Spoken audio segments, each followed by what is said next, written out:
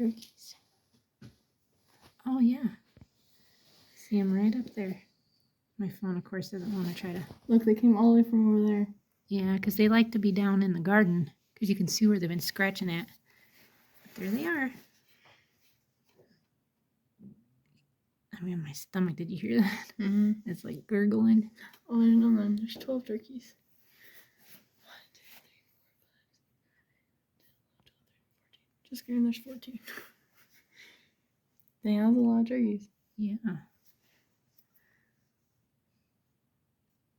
It's amazing what goes through our backyard when we're not even looking. 1, 2, 3, 4, 5, 6, 7, 8, 9, 10. Just kidding, there's 16. They just keep getting more and more. That's because you're seeing more and more. Yeah, they're foraging right now because there really isn't anything to eat, so they're looking in the ground. I bet if we threw out like cracked corn and stuff, they would come. Oh, there's one right there. Just came up out of the wood. You see it right there? Yeah, it jumped up. Yeah, like it was sitting down. Did you count that one? Yeah. Oh. Yeah, they're going up the hill. There's some over there.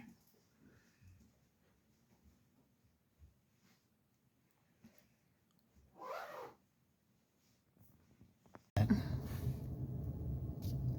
them are all them deer about the same size. No big ones out there. They're all small. See how look how skittish they are. Well, they're not like all like taken off. The ones down there are, but I mean, one's These closer. They're getting ready to. Yeah, I can see them running back there in the woods. They'll come back out when we leave. But that just tells me they're on. So right there is Hercules watching his dad. And then we had Meg over there running in and out of the hut, but I think she stopped now. Disconnected. She finally calmed down. She's been pretty hyper. I was hoping that once I grabbed my phone and turned it on, this always seems to happen, that they tend to quit doing what they're doing. And then it's hard to capture them again doing what they're supposed to be doing. Now we're on the other side, and Courtney's out feeding.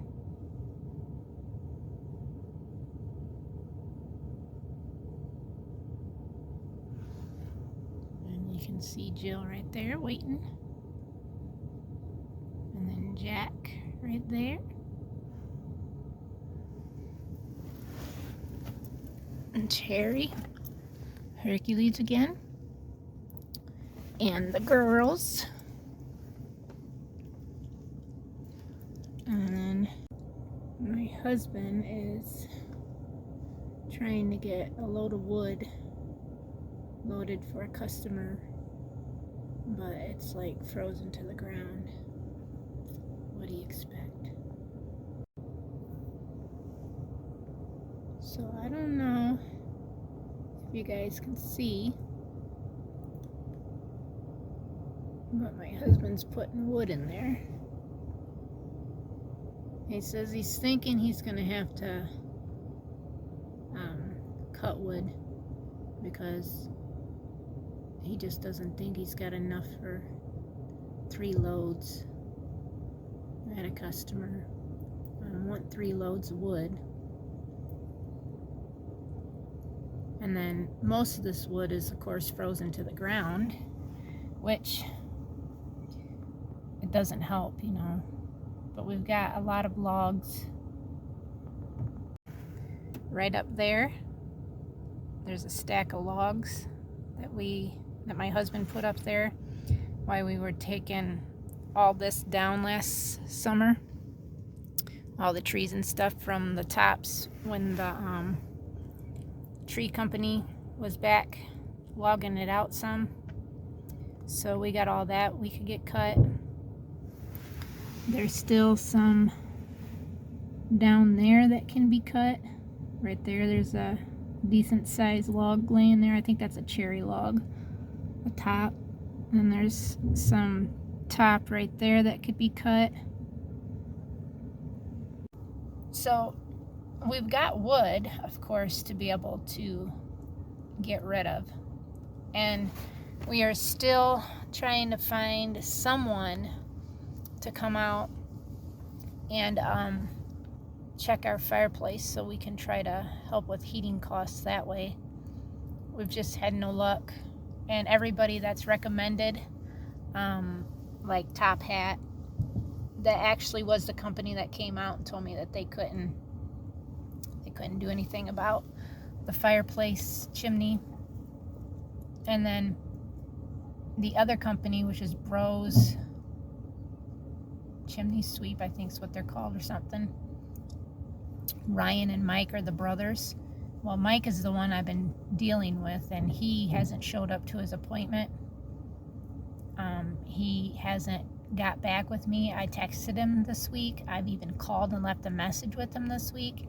Still no comments back, so I emailed our insurance, our home insurance, which is State Farm, and talked to the gentleman that I deal with there, and he told me the same thing, that Brothers or whatever their company name is would be the best. And I told him, well, that's who never showed up for their appointment, and they're not getting back with me. And he said, well, that's odd, and that he would look into trying to find a different company. And of course I didn't get no email back, so obviously that isn't it. And then I put a message out on our local town informatory on Facebook page, and I got a lot of like comments about, like who I should try, and every one of them I've already dealt with them, or it was the Brothers or whatever it's called.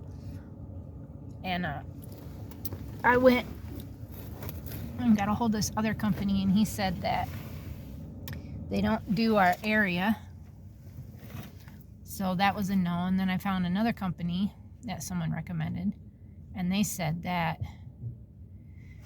they weren't going to waste my time, because after sending them the picture of what the little gap is, if it is a gap, because like Top Hat said they weren't sure, because on the video it didn't show any gapping at all, but when they laid in the fireplace and looked up, that's when they took that picture, and that is when they said that they wouldn't well, in the paperwork it says chimney's clean and whatnot, but they are not willing to insure it because there's that gap that they know as a picture. And then I don't know. So I also sent that to our insurance company, and we're just waiting on that, I guess. What'd you guys think of those turkeys out in the backyard and all those deer we seen on the way home last night? That was kind of interesting to see that many deer at once, just alongside the road. I was going to go out and help my husband, but he told me no, because you're just going to get cold. These gloves right here, you see them? Water chest protective gloves. They are supposed to be waterproof and meant for the winter. You get these at TSC. They're like $25, $24.99. Well, they don't keep your hands warm. Not here in Michigan anyways. I don't know. They might in another state that doesn't get quite as cold, maybe. But not here. I can wear these out. And right now it says the temperature, according to the truck, is like 16. So it's probably, wind chill is probably about 1 or so. It's just not, I couldn't even be out here less than 20 minutes and my hands were red and numb because they were so cold inside the glove. Now I did take my glove off my one hand to give Diamond 3 peppermints, but that was pretty quick. And then I put my glove back in, and it's just they're not good. And even Courtney's got the same pair, and she has the same problem. Her fingers get cold and feel like they're frozen. So I'm gonna email them and see what their suggestions are. I have not yet found a winter glove that doesn't keep my hands warm, because they all freeze me. So that being said, I've got these winter, they're called Arctic muck boot from Family Farm and Home store, and they're like $130 or something. I have to say that if you wear a decent size thick sock with them, and I have to wear a thicker sock because my frickin' foot will rub in there and it causes some pain, so I try just to wear the thicker sock, and that seems to help out. I can be outside quite a long time without my feet getting too cold, and I would say that these are probably one of the better boot for winter. Now, I've had muck boots that were supposedly for winter, and they didn't really keep my feet warm at all. So, and I'm not sure, I can't remember what brand these are, but they are not a muck boot. They're a different brand, a brand that Family Farm and Home carries. And my husband's in the trailer trying to stack it a little better. But yeah, I just feel like nothing really keeps me warm. This thing though, this is a Carhartt. It comes up over your nose. It's got like a little nose thingy on it. This will actually keep you warm to the point where your face will start sweating. And it is very warm with your hat. But then I wear my hat, this hat on my coat, which is a Carhartt. And I have to say that this is pretty good. Now my overalls are purple to match my purple camouflage Carhartt coat, but they are not Carhartt. I think they start with a B, Banning or something. But all this came from TSC, and that's why these gloves came from TSC. I don't know. I don't know which store I actually like. Like, we shop more at Family Farm and Home. Definitely we shop more there. Like just buying grain, because that's where we get our horse grain from.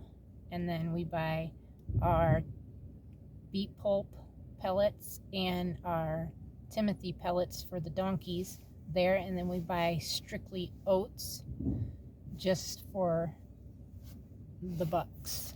And then my husband will give the does every other day a couple scoops of that too. But the does eat a dairy mix when they're in milk, which I can get from there too. But as much as grain as we go through, if we get our barn put up this year, we will have probably our grain made at the feed mill. Now, we got a quote on a barn. It's a 44 by 80 foot, and depending on what we want on it, just the basic, it's $64,000. And then if we want like more added to it, like windows and doors and blah blah blah blah, skylights, probably, I don't know, anything like that, it would be up to $74,000. So my husband's like, I don't know if that's a good deal or if that's a little pricey. So I'm not sure.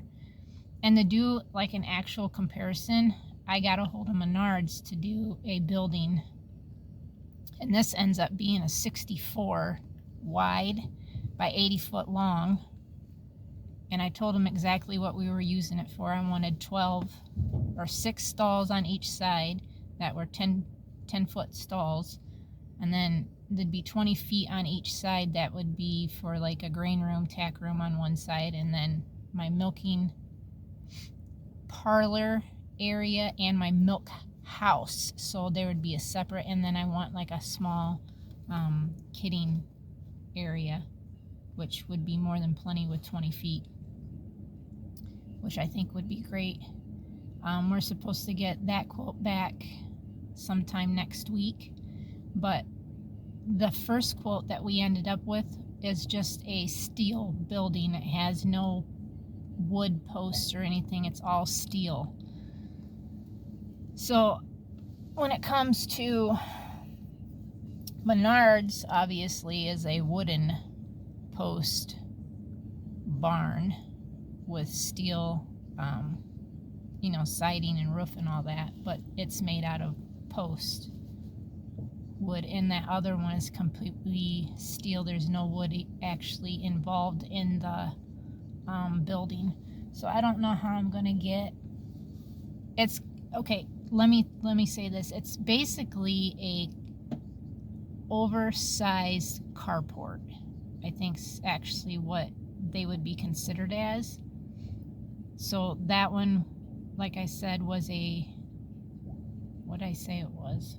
A 44 by 80, and that's the all steel building, which basically is just a glorified carport. And then Menards is a post steel building that's supposed to be a 64 wide by 80, I think it ends up being 81 actually feet wood post building. So we're gonna see what the price will be on that.